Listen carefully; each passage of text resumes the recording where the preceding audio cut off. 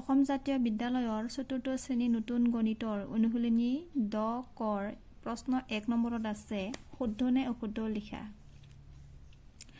ক নম্বৰত দিয়া আছে সৰল ৰেখাৰ নিৰ্দিষ্ট দিশ নাথাকে। এইটো হ'ব শুদ্ধ। সৰল ৰেখাৰ নিৰ্দিষ্ট দিশ নাথাকে।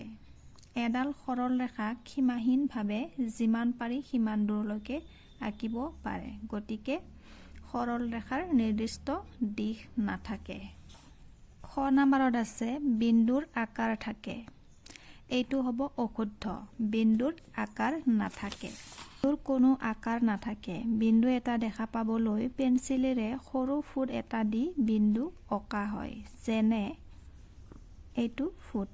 ক নম্বৰত আছে সৰল ৰেখাবোৰ পোন ৰেখা। এইটো হ'ব শুদ্ধ।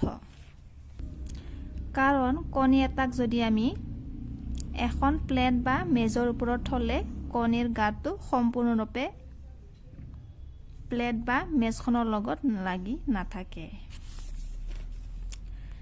মাৰ্বলৰ তলখন সমতল। এইটো হ'ব অশুদ্ধ। প্ৰথম ৬ নম্বৰত আছে সমান্তৰাল ৰেখাই কটাকটি কৰে।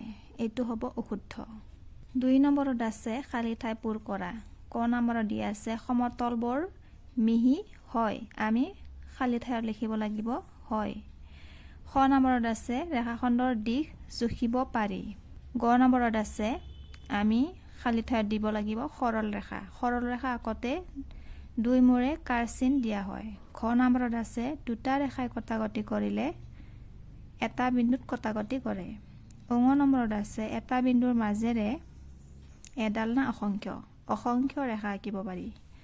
প্ৰথম ৬ নম্বৰত আছে দুটা নিৰ্দিষ্ট বিন্দুৰ মাজেৰে আমি খালী ঠাইত দিব লাগিব এডাল ৰেখা আঁকিব পাৰি। ৩ নম্বৰত আছে কাক বলে লিখা আৰু চিত্ৰ আঁকিব দিছে। ক নম্বৰত আছে সৰল ৰেখা।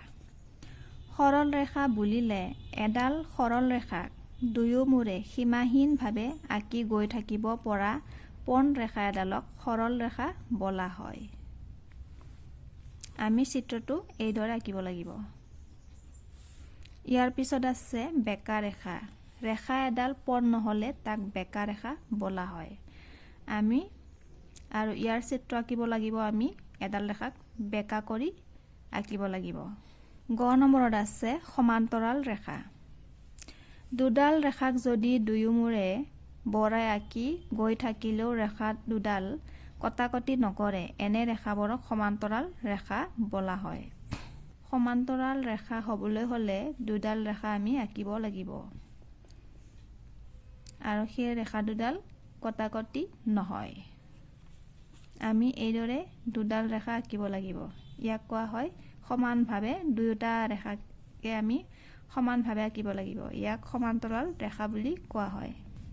৪ নম্বৰত আছে তিনিটা বিন্দুক কেতিয়া একেৰেখীয়া বুলি কোৱা হয়। তিনিটা বিন্দুক একেৰেখীয় বুলি কোৱা হয় যদিহে বিন্দু তিনিটাৰ মাজেৰে এডাল সৰল ৰেখা আঁকিব পাৰি। ৫ নম্বৰত আছে তলৰ ৰেখাখণ্ডবোৰৰ দিশ জোখা। ইয়াতে ৰেখাখণ্ডবোৰ আঁকি থোৱা আছে। আমি ইয়াৰ দিশ উলিয়াব লাগিব। দিশ উলিয়াবৰ কাৰণে আমাক স্কেল লাগিব।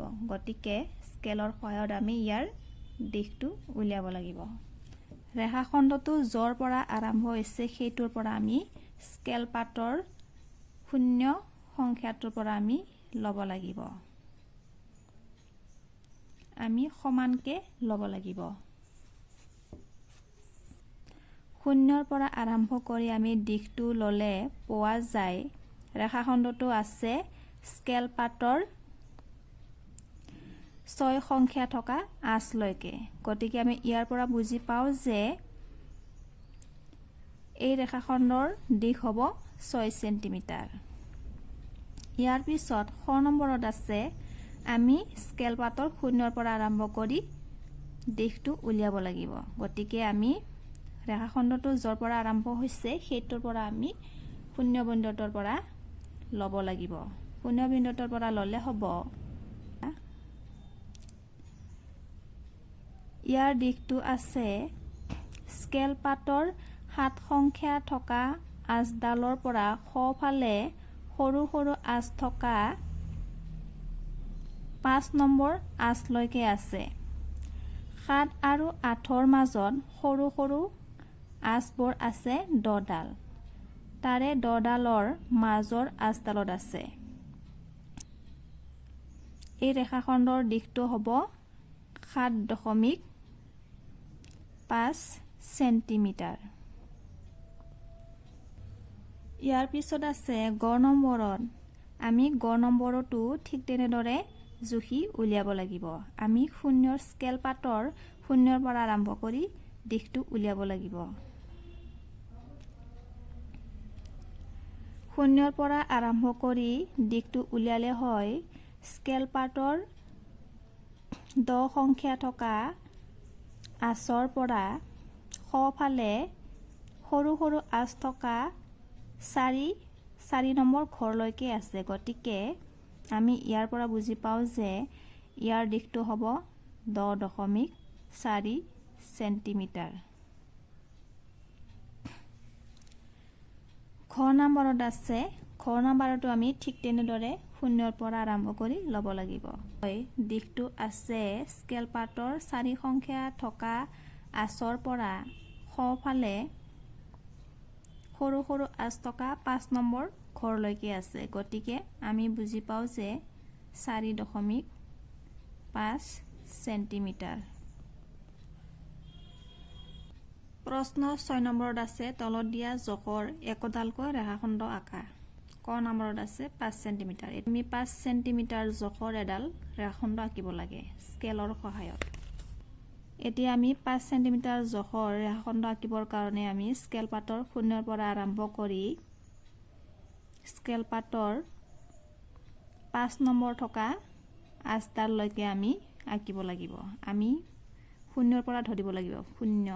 শূন্যৰ পৰা আৰম্ভ কৰি 5 নম্বৰ থকা আঁচডাললৈকে আমি আঁকিব লাগিব। এইটো হ'ল 5 সেণ্টিমিটাৰৰ ৰেখাখণ্ড। আৰু ৰেখাখণ্ডৰ আৰম্ভণি আৰু শেষ থাকে। আৰম্ভণি আৰু শেষ বিন্দু দুটাক একেলগে প্ৰান্ত বিন্দু বুলি কোৱা হয়। সেইবাবে আমি দুয়োমূৰে এটা এটা বিন্দু। এইটো হ'ল 5 সেণ্টিমিটাৰৰ ৰেখাখণ্ড। আমি ইয়াক নাম দিব পাৰি ক আৰু খ। খ নম্বৰত আছে 4 সেণ্টিমিটাৰ জোখৰ আমি ৰেখাখণ্ড আঁকিব লাগে। স্কেল পাতৰ শূন্য থকা আঁচৰ পৰা আমি আৰম্ভ কৰি লিখিব লাগিব।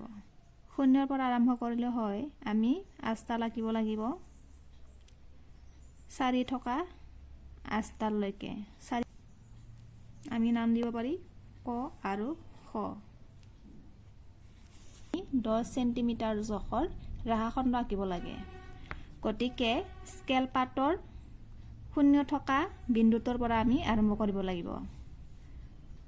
শূন্য থকা আঁচত আমি এটা বিন্দু আৰু 10 সংখ্যা থকা আঁচত আমি এটা বিন্দু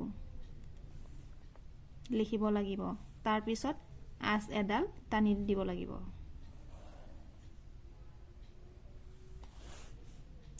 এইটো হ'ল 10 সেণ্টিমিটাৰ জোখৰ ৰেখাখণ্ড।